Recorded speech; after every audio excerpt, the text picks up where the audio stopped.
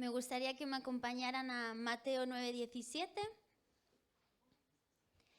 que dice así: ni echan vino nuevo en odres viejos, de otra manera los odres se rompen y el vino se derrama y los odres se pierden. Pero echan el vino nuevo en odres nuevos y lo uno y lo otro se conservan juntamente.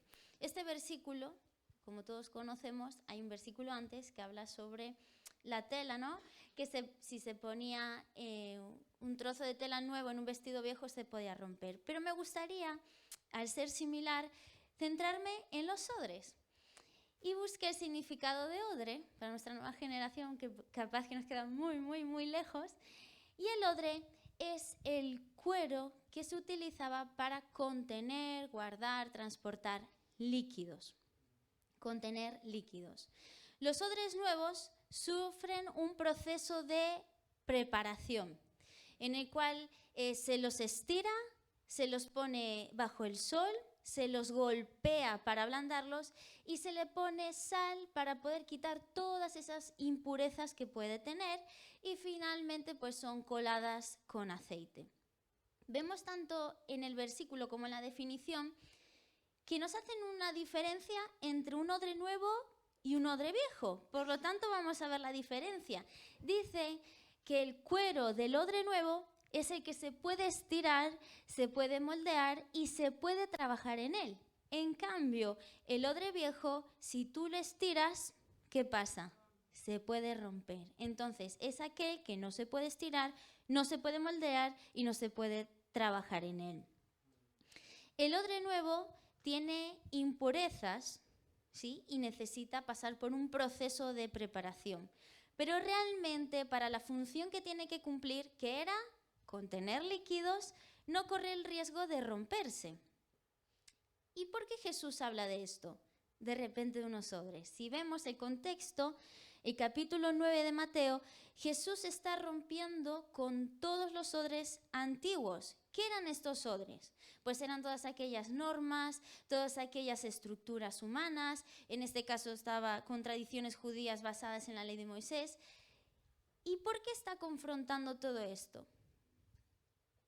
Porque realmente no estaban siendo genuinas, como en su origen, sino que en vez de estar siendo utilizadas para extender el reino de los cielos, estaba siendo utilizada para exaltarse a sí mismos. En este capítulo, Jesús viene confrontando varias cosas, varias ideas, varios temas, pero en este versículo en concreto vemos que está respondiendo una pregunta. ¿Y quiénes están preguntando? Los fariseos y los discípulos de Juan. ¿Y qué le están preguntando? Si leemos un poquito más atrás, vemos que le están preguntando a Jesús sobre el ayuno. Como podemos ver, no estaban preguntando sobre el ayuno porque tenían una duda o querían saber más. Jesús conocía su intención. Ellos le estaban preguntando porque veían que los discípulos de Jesús no estaban ayunando. Y esto me hizo acordar a la historia de Marcos 7, en donde los fariseos se acercan a Jesús y le dicen: Jesús, ¿cómo puede ser que tus discípulos estén comiendo sin lavarse las manos? Entonces Jesús, conociendo la intención de su corazón, le dijo: realmente lo impuro, lo que realmente contamina, no es lo externo, sino lo que sale de nuestros corazones. Y esta situación es muy similar. Jesús conocía sus corazones. Entonces vemos que aquí Jesús no es que obligó a sus discípulos a ayunar, pero tampoco lo estaba negando, porque lo vemos en Mateo 9:15 que dice: ¿acaso pueden los que están de bodas tener luto entre tanto que el esposo está con ellos? Pero vendrán días cuando el esposo se les será quitado y entonces allí ayunarán. ¿Qué está haciendo Jesús con sus discípulos? Que mientras estaban con él, estaban disfrutando con él, pero sí que vendrían los días que iban a necesitar ayunar. ¿Pero por qué? El ayuno para nosotros no es un rito externo, sino el ayuno es un medio para que tú y yo podamos acercarnos a Dios. No es una obligación, por ser creyente tienes que ayunar, sino es un medio que Dios utiliza para que yo de forma personal, individual, con Dios, anónima, yo me pueda negar a mí misma y acercar a Dios. Entonces Jesús, conociéndolos, en este momento está confrontando la idea errada de usar el ayuno como una obra externa para poder ganar reconocimiento ante los hombres o el favor de Dios. Los fariseos, ¿qué hacían? Pues estaban ayunando para ser visto por los demás. Los discípulos de Juan ayunaban porque Juan les había anunciado la ira venidera, pero Cristo viene a anunciar que el reino de los cielos se ha acercado. ¿Qué está haciendo Jesús? Jesús está presentando el nuevo reino. Está ensanchando el reino de los cielos en su mente. ¿Por qué? Porque no se trata de ritos o de nuestras propias fuerzas. Se trata que el reino de los cielos se ha acercado, como dice Mateo 10:7. Y nosotros realmente podemos ser parte de este reino inconmovible simplemente por gracia. No por lo que tú y yo podamos hacer externamente o negarnos, sino simplemente por gracia. ¿Y cuál es esta gracia? La gracia que recibimos es que Cristo vino a salvarnos. Mediante su sacrificio fuimos justificados delante de Dios. Es decir, mediante la fe en Cristo, tú y yo somos salvos. ¿Y qué vino a hacer Cristo? A salvarnos y a santificarnos, mostrándonos que Él es el único camino, verdad y vida. No nos salvamos por obras humanas ni por hacer nuestra propia voluntad. Nos salvamos por Cristo y por hacer su voluntad. Vemos que Jesús con su vida, no es que Dios desde los cielos dijo, tú tienes que hacer esto. No, el Creador mismo vino a la tierra, lo vivió, nos justificó y con su propia vida nos dejó el camino para que tú y yo podamos seguirlo y hacer su voluntad. Esto no quiere decir que nos quedemos de brazos cruzados. Como estamos viendo, nosotros somos odres. Y debemos pedirle a Dios que nos muestre con urgencia qué áreas de nuestras vidas están siendo como esos odres viejos. ¿Para qué? Para poder transformarlas en odres nuevos, para que el Espíritu Santo nos pueda moldear, pueda trabajar, pueda redarguir, pueda corregir y transformar nuestras vidas. Es necesario que como creyentes de continuo estemos mirando, Señor, ¿qué es lo que todavía me falta? ¿Qué todavía está como ese odre viejo? Que si tú quieres derramar algo, me puedo romper. ¿Qué áreas me faltan? ¿Por qué es necesario que tú y yo como creyentes podamos ver qué cosas todavía son antiguas? Porque Dios quiere derramar de su vino nuevo y su aceite fresco, pero sobre odres viejos no lo puede. ¿Y qué son odres viejos? Por ejemplo, vivir un cristianismo religioso, vivir un cristianismo orgulloso, vivir un cristianismo mecánico superficial. Como creyentes sabemos que cuando nos encontramos con Jesús y le dijimos sí y Él entró en nuestro corazón, es decir, hubo una conversión, ese fue el primer día de un largo camino. Por lo tanto, en este camino, tú y yo debemos ser moldeables para que el Señor nos vaya transformando, porque si no, como vimos, esto nos puede romper y no nos va a acercar a Dios. Al contrario, esto nos va a alejar de Dios, de su trato. Y en vez de estar dando la gloria a Dios, voy a estar mirándome a mí y Dios no comparte su gloria. Entonces, hasta aquí vimos que podemos ser odres nuevos y podemos ser odres viejos. ¿Y por qué es necesario que seamos esos odres en los que se pueda trabajar como los odres nuevos? En primer lugar, vemos en la palabra que Jesús nos pide que seamos como niños. ¿Y qué característica de los niños? No todas.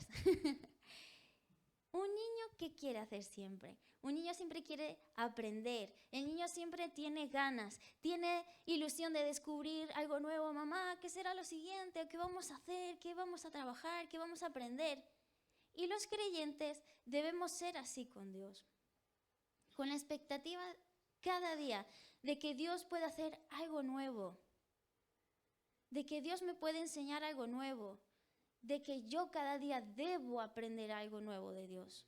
Por eso, el odre viejo no sirve. ¿Por qué? Porque el odre viejo se acomoda a un tamaño, se acomoda a una forma, y si tú lo llegas a mover de su lugar, ¿qué ocurre? Se rompe. ¿Por qué? Se ha endurecido tanto la piel que no permite ser moldeable. Entonces, seamos como los niños que quieren aprender algo nuevo de Dios. En segundo lugar, tenemos que ser formados a la imagen de Cristo. ¿Qué significa esto? Que cada día hay algo que Dios tiene que cambiar en mí, hay algo que Dios tiene que derribar en mí y hay algo que Dios tiene que hacer nuevo en mí. Los creyentes debemos estar dispuestos a este trato de Dios en nuestras vidas. Porque si no estamos dispuestos, nada va a funcionar. Si tú y yo queremos vivir el verdadero evangelio de poder, el verdadero evangelio que transforma, que sana, que salva, si yo no rindo mi vida a este trato, nada va a funcionar. Y no es porque Dios no lo pueda hacer, sino es que tú y yo nos podemos romper. Pero esto no lo comparto para acusar, sino para animar. Porque es mejor estar en las manos de Dios que en las del mundo, que es tan cruel y terrible. Y sabemos que en sus manos debemos estar siempre seguros, confiados y dejar que Él nos moldee y nos renueve. ¿Qué debe renovar Dios?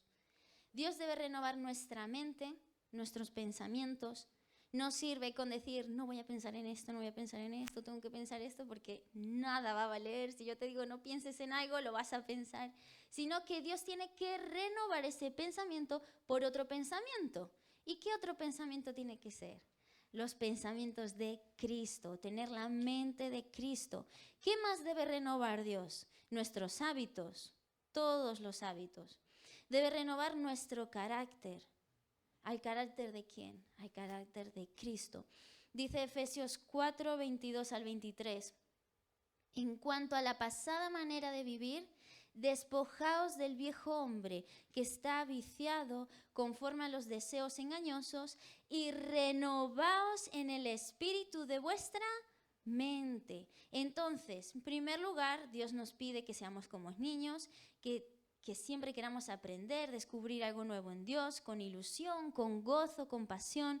En segundo lugar, formados a la imagen de Cristo, saber que cada día Dios quiere derribar, construir algo nuevo en mí, tiene algo que cambiar en mí.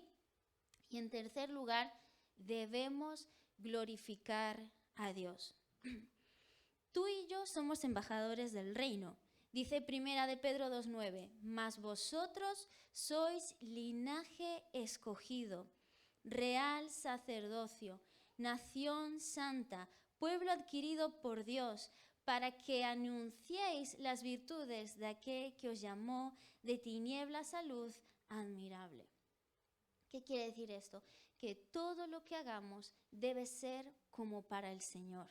Debemos glorificarlo en todo lo que pensamos, en todo lo que decimos, en todo lo que decidimos, en todo lo que escuchamos, en todo lo que vemos y cómo actuamos.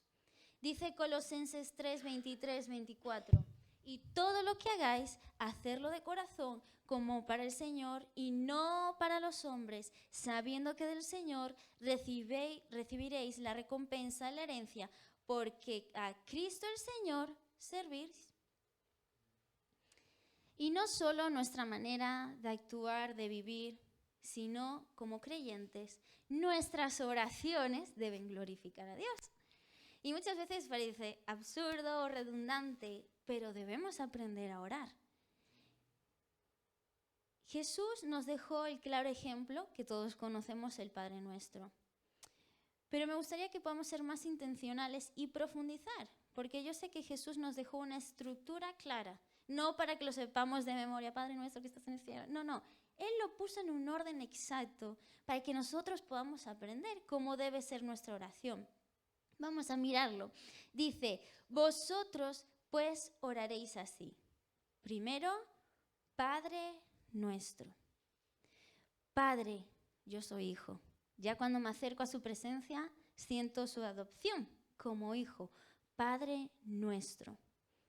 Ya eso me lleva a tener un respeto, un temor, porque es mi Padre. Que estás en los cielos. Yo estoy en la tierra, mi condición, y Dios está en los cielos. Ya no es entrar, Señor, te pido esto, no. Padre, tú eres mi Padre, estás en el cielo. Y antes de pedir nada, santificado sea tu nombre. Glorificar a Dios en todo, porque Él es santo. En segundo, venga tu reino. ¿Qué quiere decir eso? Que tú y yo estamos en la tierra y está ahora la tierra reinando las tinieblas. Y como creyentes debemos clamar para que el reino de los cielos, al reino que pertenecemos, pueda venir a la tierra. Porque vemos el caos político, social, todo lo que está pasando. Entonces tú y yo, en vez de pedir para mí, Señor, ven a tu reino, ¿para qué? Para que se cumpla su voluntad, como en el cielo, así también en la tierra. Y a partir de aquí, cuando ya uno se rindió a la voluntad de Dios, ya hemos santificado a Dios, es cuando comienza la petición, ¿no? El pan nuestro de cada día, dánoslo hoy, es decir, nuestro sustento. Y dice hoy, cada día. Si miramos hoy, yo creo que nos sobra bastante, ¿verdad? No es que nos falte pan ni nada. ¿Y eso qué provoca en nosotros? Gratitud. Y aún en el día que falte, gracias, Señor. Yo te pido que tú nos des nuestro pan. Que tú nos acompañes y nos des el sustento, los trabajos, pero en su medida justa. ¿Para qué? Para el pan de nuestro día, el sustento del día, nada más. Perdónanos nuestras deudas como también nosotros perdonamos a nuestros deudores. Cristo nos perdonó una gran deuda. Pero ¿qué nos está hablando aquí? Que de la misma manera que se me ha perdonado una deuda, de la misma manera que he recibido ese perdón, yo también debo perdonar, yo también tengo que llevar ese reino, tengo que extender esa gracia. He recibido tanto amor, tanto perdón, que ¿cómo no lo voy a hacer con mis hermanos? Mis hermanos están en la misma condición que yo, por ahí no tienen la misma debilidad o el mismo pecado que yo, pero somos iguales delante de Dios. Entonces, cuando tú miras a Dios dices, ¿cómo no voy a perdonar a esta persona? Señor, ayúdame, porque eres tú el que me lo das para que yo lo pueda ver. Acompañarme a Mateo 22, 36, 40, que se puede entender un poquito más también, que dice, Maestro, ¿cuál es el gran mandamiento en la ley?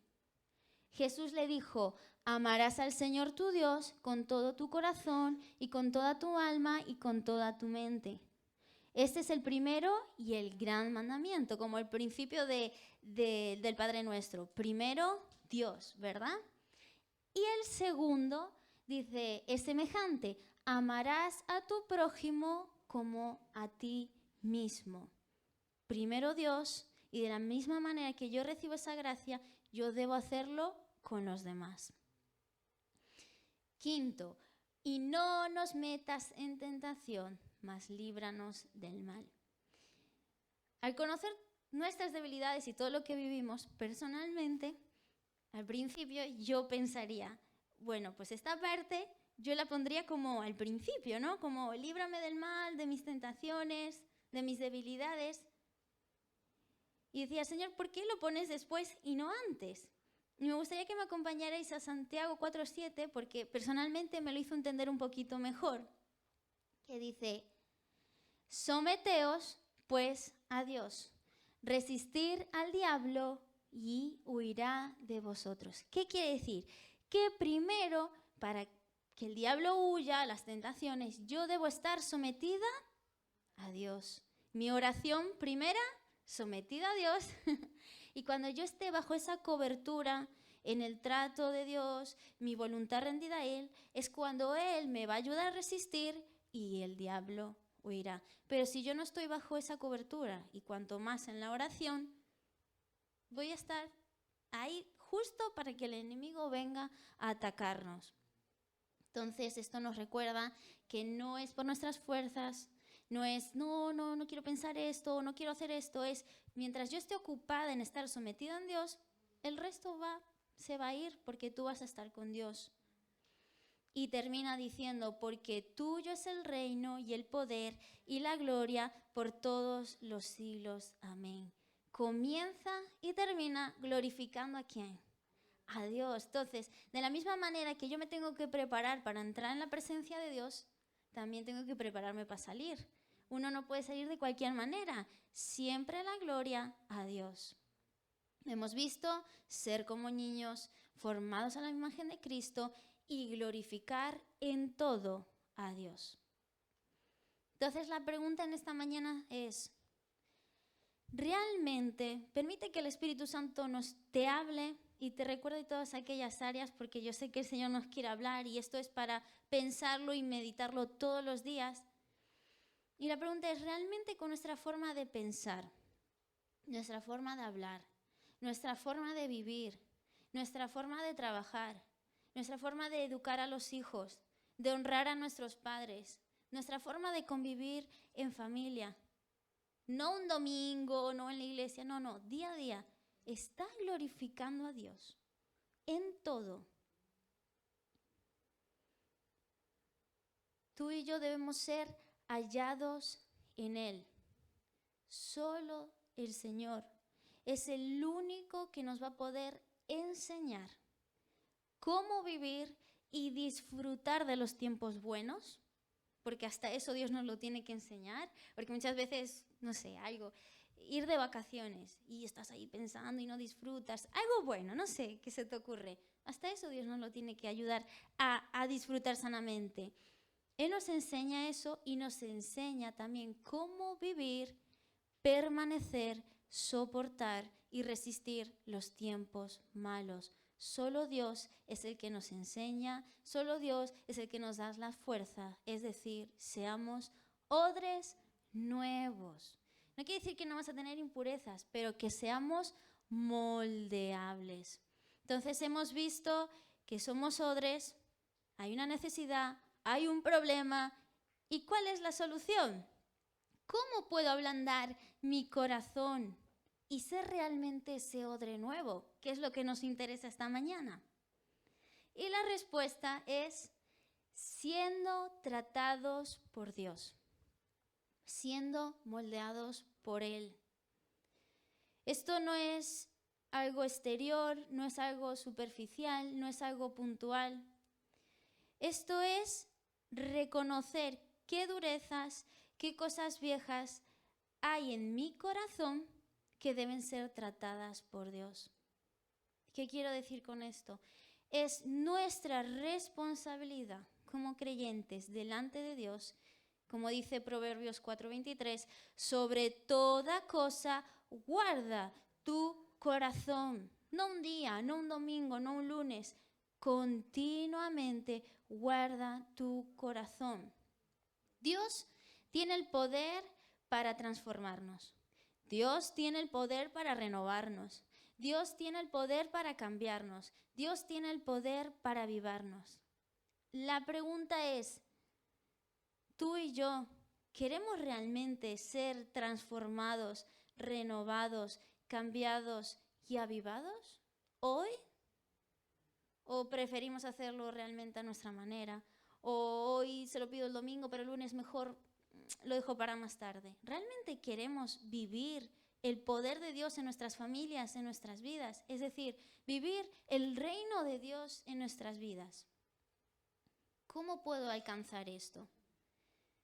No lo vamos a lograr solos, con nuestras propias fuerzas o de forma teórica.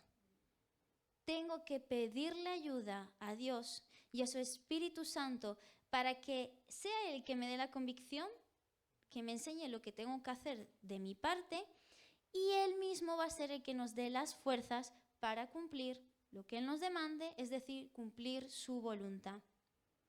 Es el Espíritu Santo el que da el querer como el hacer. Esto es, Dios nos llama a buscarlo y ser como Cristo, pero yo tengo que disponerme a guerrear y trabajar en intimidad y ayuno con Él para poder ser transformado en ese odre nuevo que cumple su voluntad. Es decir, tenemos que ser sinceros y sensibles delante de Dios, conocer nuestra condición. Solos es imposible. Pero yo estoy confiada de que dentro del amor de Dios y de su gracia, cada vez que yo voy a su intimidad y me rindo, le digo, mira, Señor, está pasando esto. Eres tú el que me trae la convicción y el que me vas a ayudar. Pero si yo no me rindo, yo no permito tener ese espacio, nada va a funcionar. Todo lo que me cuesta o las impurezas que tengo que sacar de mi odre, solo lo vamos a lograr siendo valientes, esforzados en la búsqueda de la intimidad de Dios y en la obediencia de su palabra. Es decir, en la rendición constante, a menguar yo para que Él crezca en mí. ¿En dónde? En mis pensamientos, en mis palabras, en mis actos, en mis decisiones, etc. Realmente ahí en esa rendición es cuando podremos ver el fruto en todos los ámbitos de nuestras vidas, de forma natural. Los demás realmente podrán ver esos pequeños Cristos y no dirán, ¡ay, qué bien esta persona, qué fuerte! No, va a glorificar a Dios. Por ejemplo, nuestra familia, los que nos conocen, van a ser los primeros en detectarlo. Por ejemplo, en mi casa, un día por la mañana, van a decir, realmente Dios está transformando a Roxy, porque para que conteste con esta amabilidad, este amor, algo está pasando. ¿Lo va a decir el vecino? No, porque no me conoce. Entonces, así con todo, debemos ser transformados y ya no te preocupes, los demás ya lo podrán ver de forma natural, porque se reflejará a Cristo para la gloria de su nombre. Y me gustó mucho un ejemplo que me compartió el pastor que me ayudó para entenderlo un poquito mejor, y es que Dios venció a Madián, pero Gedeón, con sus 300 soldados valientes, fueron los que tuvieron que ir a pelear. Entonces, así nosotros igual con Dios. Dios es el que vence, Dios es el que da las fuerzas, Dios es el que da la palabra, pero nosotros tenemos la responsabilidad de guerrear, batallar y disponernos. Entonces, ¿qué significa esto?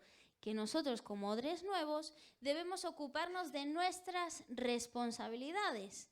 ¿Y qué es nuestra responsabilidad? Nuestra responsabilidad es dedicarnos a los asuntos del reino y no a los del mundo. Es decir, cuanto más tiempo pueda estar yo con los asuntos de Dios en mi mente, en mi corazón, en todo lo que haga, ya de forma natural voy a dejar las cosas de este mundo. Y eso quiere decir lo que veo, lo que escucho, mi tiempo de ocio, mi tiempo de trabajo, mi tiempo de familia. Hay muchas cosas que son buenas, pero lo de Dios siempre tiene que prevalecer y ser lo mayor. Y sabemos que en el mundo cada día da más la espalda a Dios y cada día más enreda a la gente. Entonces, ¿para qué dedicar tantas horas a las redes sociales, a las películas, a todo lo que tenemos alrededor, si realmente esto no nos está llevando a Cristo? Dice Mateo 16, 24, 26. Entonces Jesús dijo a sus discípulos, si alguno quiere venir en pos de mí, niéguese a sí mismo, tome su cruz y sígame. Porque todo el que quiera salvar su vida, la perderá. Y todo el que el que pierda su vida por causa de mí, la hallará. Porque ¿qué aprovechará el hombre si ganare todo el mundo y perdiere su alma? ¿O qué recompensa dará el hombre por su alma? Es decir, ¿para qué voy a estar tan centrado en el éxito del mundo? ¿Para qué voy a querer todo, que me vaya súper bien al trabajo y me olvido de los asuntos de Dios? Eso todo va a quedar aquí. Entonces, para recibir lo nuevo de Dios, debo hacer morir lo terrenal en mi interior. Mi odre nuevo no puede contener envidias, celos, orgullo, contienda, odio, malicia, impureza, pasiones desordenadas, etc., como dice Colosenses 3, del 5 al 7. Esto es importante. Un pecado oculto en nuestras vidas nunca es una prueba de Dios.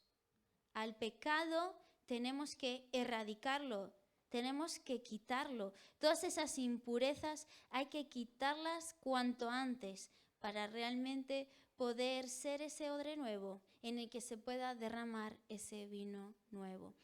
¿Por qué es importante esto? Porque sí, Dios a veces permite situaciones para poder reforzar nuestra fe, pero nuestra fe nunca se va a reforzar en un pecado. Entonces es súper claro, si es un pecado y te lleva a alejarte de Dios, pues erradícalo, quítalo. Yo no sé lo que nos puede alejar de Dios. Pero recordemos, esas impurezas no van a permitir que Dios pueda obrar en nosotros, que pueda derramar eso nuevo. Tenemos que quitarlo, siempre con la ayuda del Espíritu Santo, para recibir ese vino nuevo de Dios. Como en Hechos, cuando tú y yo estamos trabajando en la intimidad, de forma personal, esta rendición con Cristo, es cuando se va a reflejar como iglesia y podremos ser como Hechos, que esperaban unánimes, orando, meditando y estudiando la palabra de Dios. Cuando yo lo trabajo en mi hogar, en lo personal, se va a ver en la iglesia. Y ahí es cuando podremos amar, respetar a mi hermano, compartir con él de los asuntos que de verdad me importan por la semana. Si realmente estuve leyendo la palabra, me estuve interesando por Dios, tendré muchas cosas que compartir buenas con mi hermano. Es decir, permitamos que Dios extienda su reino a su forma, a su tiempo y su lugar. Yo sé que esto tiene un coste alto, pero mira lo que nos dice la palabra para todos aquellos hijos que realmente se rinden al trato de Dios. Salmo 92, 10. Pero tú aumentarás mis fuerzas como las del búfalo. Seré ungido con aceite fresco. Cada vez que tú y yo nos acerquemos confiadamente, Dios en su misericordia aumentará nuestras fuerzas como las del búfalo. Mateo 11, 29, 30 dice, llevad mi yugo sobre vosotros y aprended de mí, que soy manso y humilde de corazón, y allí es donde hallaremos descanso para vuestras almas, porque mi yugo es fácil y ligera mi carga. Es decir, cuando tú y yo comenzamos a caminar con Cristo, el yugo, que es un yugo, lo que unían los animales para caminar juntos. Y cuando yo voy con Cristo, es ligera, es fácil, porque voy con Él. Y voy tratando con Él, y si hay que frenar, frenamos, si hay que continuar, continuamos, si hay que esperar, y Él me va dirigiendo. Pero ¿qué pasa cuando yo salgo de ahí y digo, espera Jesús, esto lo voy a hacer a mi manera? Que toda esa carga viene sobre mí. Y eso no va a funcionar. Y no vamos a hallar descanso para nuestra alma. Cuán grande es caminar con Cristo, porque caminas con paz a pesar de la tempestad, de los tiempos difíciles. Con Él es mejor. Entonces, para terminar, quería dejarte con esto. Esforcémonos, y vale la pena, en ser odres nuevos en todas las áreas de nuestra vida.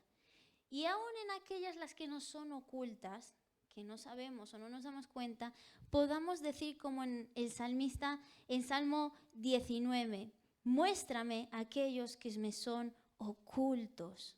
Permitamos que Dios trabaje en nuestras vidas y no nos resistamos a su trato. Él quiere en este tiempo como iglesia quitar toda esa impureza que lo que nos hace es dañarnos. ¿Para qué? Porque Él quiere derramar su aceite fresco, Él quiere derramar su vino nuevo en nosotros, sus hijos, y así glorificarlo a Él. El reino de los cielos se ha acercado. ¿Quieres recibir vino nuevo y aceite fresco? ¿Estamos realmente dispuestos a hacer ese odre nuevo para recibir el aceite fresco? Rindámonos a su trato. Yo sé que en Él tenemos toda la confianza y que esto no quede solo en teoría.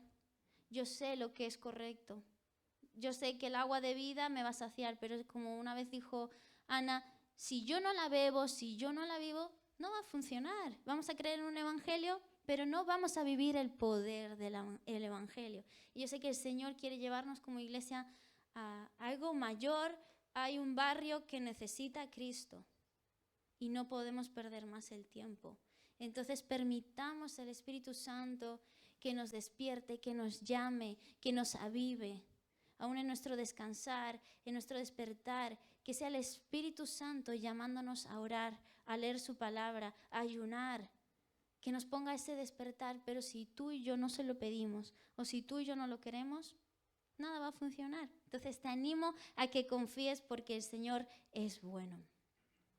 Señor, te doy gracias por este tiempo, gracias por tu presencia, gracias por tu palabra, porque todavía hay tiempo, hay esperanza, hay misericordia, Señor. Yo te pido que esta palabra, Señor, pueda dar fruto y fruto en abundancia, que nada lo quite, Señor, que no haya nada que nos distraiga. Espíritu Santo, háblanos, ministranos aún en nuestros hogares, en nuestra intimidad, Señor. Llévate toda carga, llévate todo velo, quita toda duda, quita todo temor, Señor. Y que realmente, Espíritu Santo, donde uno no puede llegar, que tú puedas llegar a lo más profundo del corazón, porque toda la gloria y la honra es para ti. Y yo sé que tú tienes grandes cosas para tus hijos, Señor. Te doy toda la gloria y la honra a ti, Señor.